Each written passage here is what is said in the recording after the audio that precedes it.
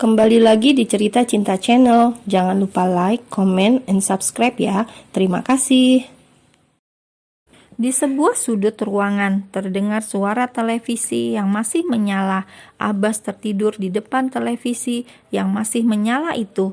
Ia membiarkan Melly tidur sendiri di dalam kamarnya. Abbas ingin Melly berpikir kesalahan apa yang sudah diperbuat istrinya hari ini. Ia terlihat masih kesal atas tindakan percobaan bunuh diri istrinya. Melly sendiri terjaga semalaman. Ia meringkuk di atas ranjangnya yang besar seorang diri tanpa sosok Abbas di sampingnya.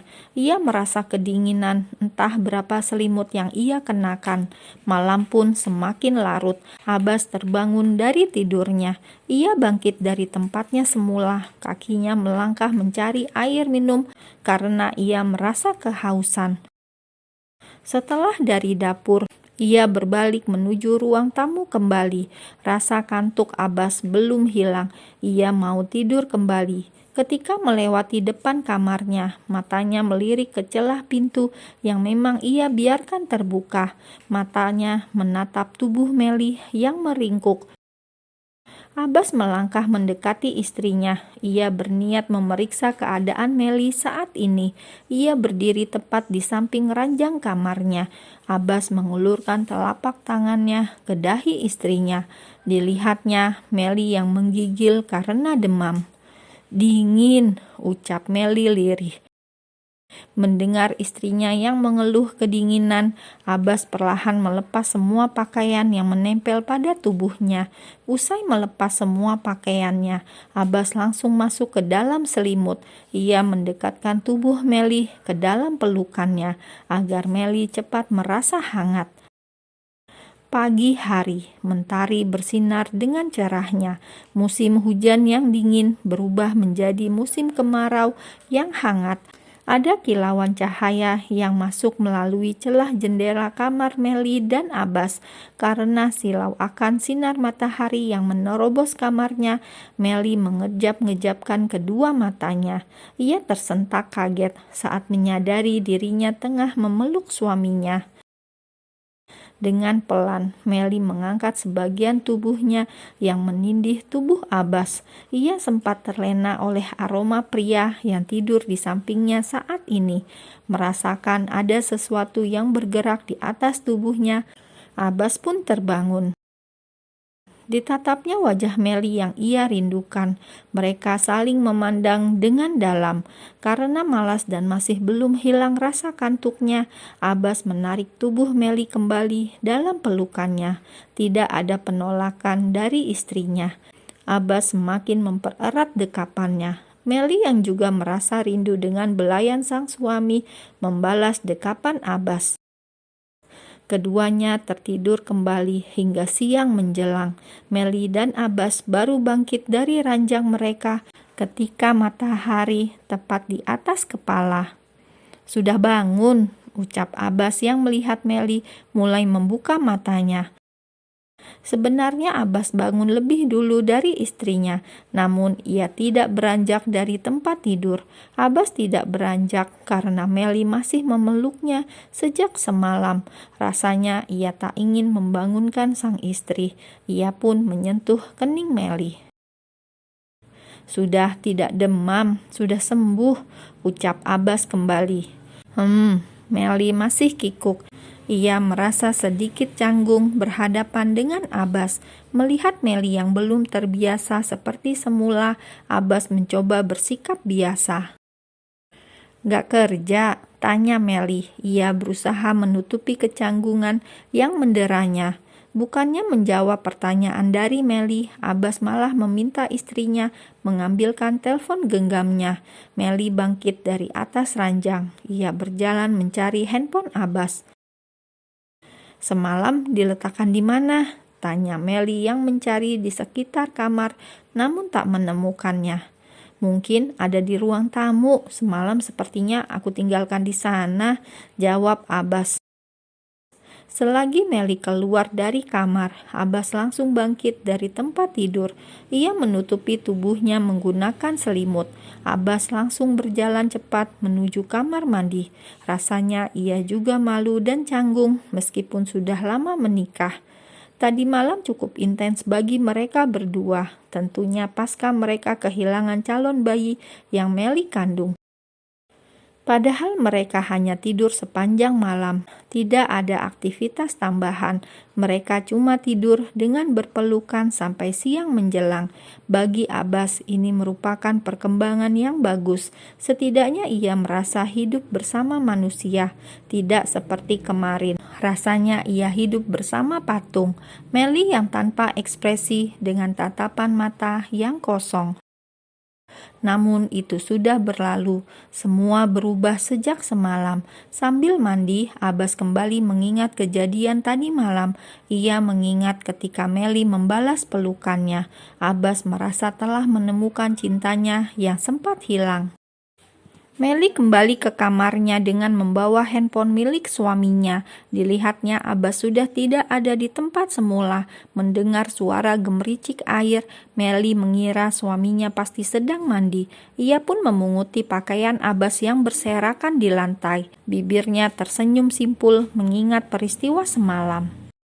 Meli membawa baju kotor ke belakang. Ia beranjak menuju dapur. Meli ingin membuat sarapan untuk suaminya. Ia kembali tersenyum. Ini bukannya waktu sarapan, tapi makan siang.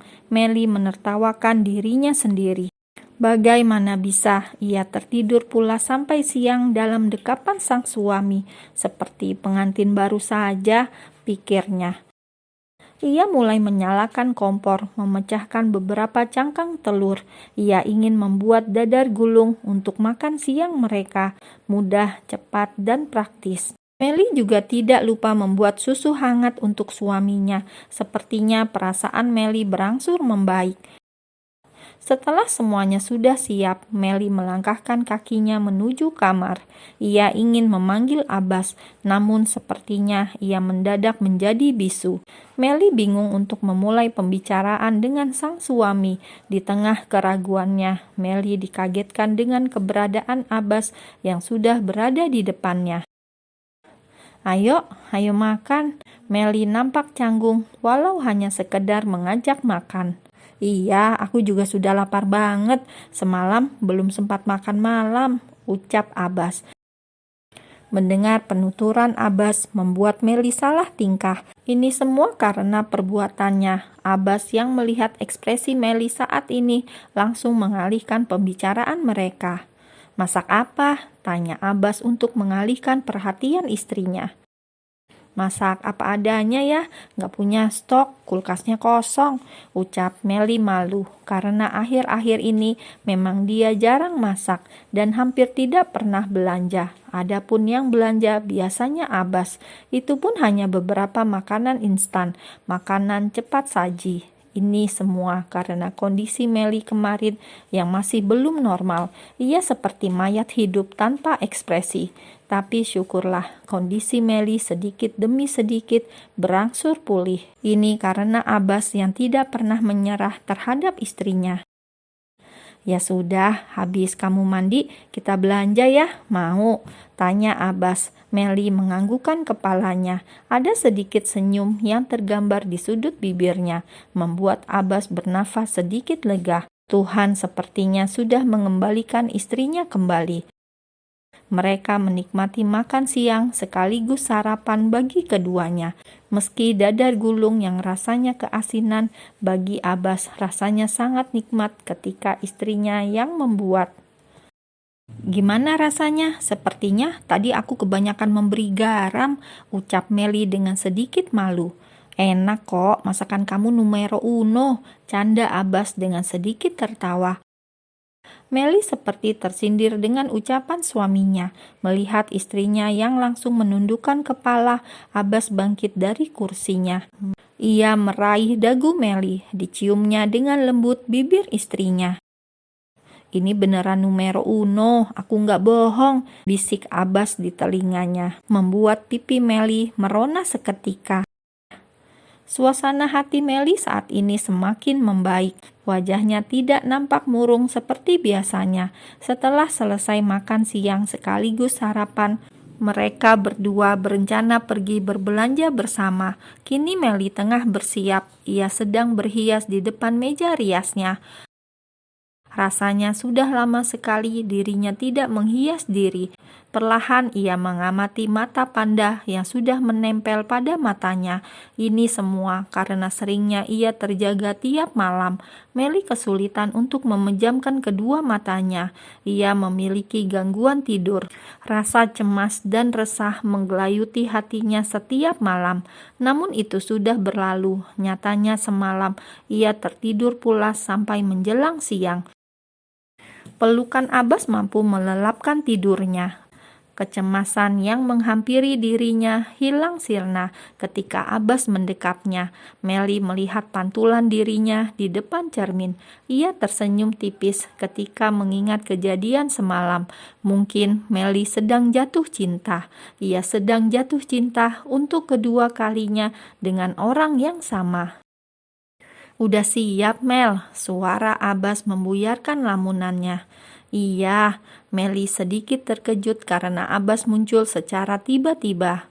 "Habis belanja, mau kemana?" Abbas kembali bertanya pada istrinya. "Terserah," ucap Meli sembari menyisir rambutnya agar terlihat lebih rapi. "Mau nonton film?" tanya Abbas. Ia mencoba bertanya, mungkin Meli jenuh di rumah saja. "Enggak, nonton TV di rumah saja," tolak Meli. "Kenapa? Ada banyak film baru loh yang banyak kamu lewatkan akhir-akhir ini." Abbas berusaha membujuk istrinya. Nampak Meli menggelengkan kepalanya. Ia menolak halus ajakan Abbas. "Ya sudah, kalau tidak mau, kita belanja saja kalau begitu."